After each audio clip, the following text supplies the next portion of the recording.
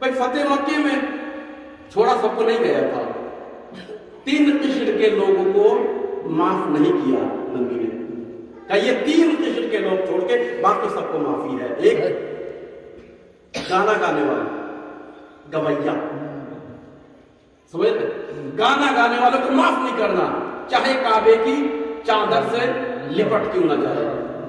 ये नबी का हुक्म था, सब किताबों में, शिया सुन्नी सारे किताबों में है। 2 नाचने वाला,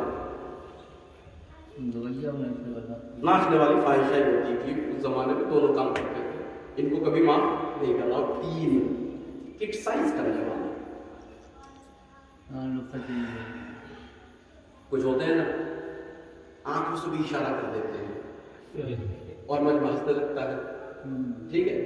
हमने थोड़ी सी देर के लिए 10 दोस्तों को हंसाने के लिए किसी का क्रिटिसाइज किया, कसम से जहन्नुम का एक दरवाजा खरीद लिया हमने, बदले में क्या दिया इन लोगों ने? 10 आदमी हंसे तो ज्यादा ज्यादा ये कहेंगे कि फलन बहुत हंसाता है।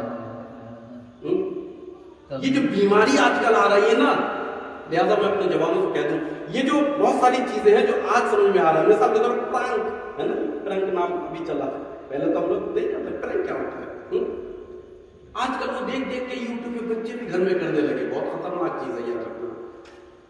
नबी ने कहा प्रैंक करने वालों को मक्के में बख्शना नहीं, चाहे काबे की दीवार से लपट क्यों ना जाए, चाहे चादरों में छुप क्यों ना जाए, चाहे फला के घर में क्यों ना छुप जाए, चाहे कुरान सर पे क्यों ना रख ले, चाहे सहाबा के बगलगीर क्यों ना हो जाए, मस्खरा करने वालों को छोड़ना नहीं।